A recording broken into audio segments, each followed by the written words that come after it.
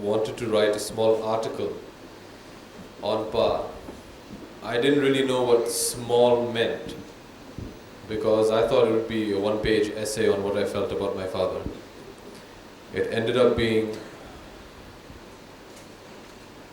well, a lot longer than that. During which I think, like what my sister and brother said, that it was a very hard task because you had to actually sit down and reflect, for me at least, for the past 26 years of my life, as to what this man meant to me. Not only as a father, but as an icon, and as an idol, and as somebody that you love more than your life. And it was an extremely emotional and hard thing for all of us. I know there were times where I used to call Ma from shooting and she'd be crying.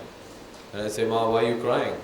She said, I just finished writing the piece and I'm just going through the whole, getting a bit nostalgic. And one thing I did realize whilst writing this was there were moments of nostalgia when you remembered the past and the wonderful moments and some of the tougher moments, and it did bring a tear to our eye. But what was amazing was every time one of these moments would come up, it would always have something to do with Pa. I think that, in a way, shows what a great father he is, what a great human being he is. And so like all three of us have said, four of us, that we're not writers.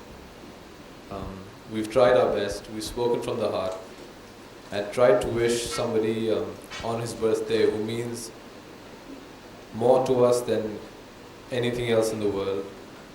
And it's wonderful to have the entire family here today to share in his glory and stand under the great shade that he gives us as the head of the Bachchan family. And I think basically, I remember once I finished writing my piece and Khalid had ripped it to shreds and Dhan had done something else to it.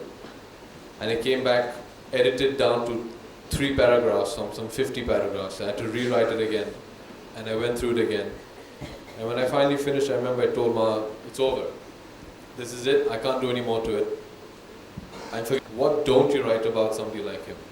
It's unbelievable to think of the amount of memories that I have with Pa and what not to write.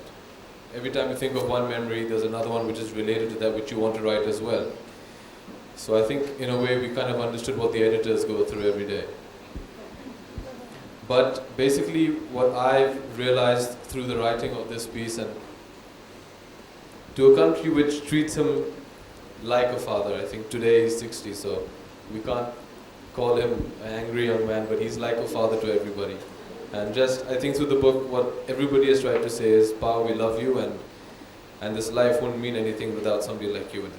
So enjoy the book.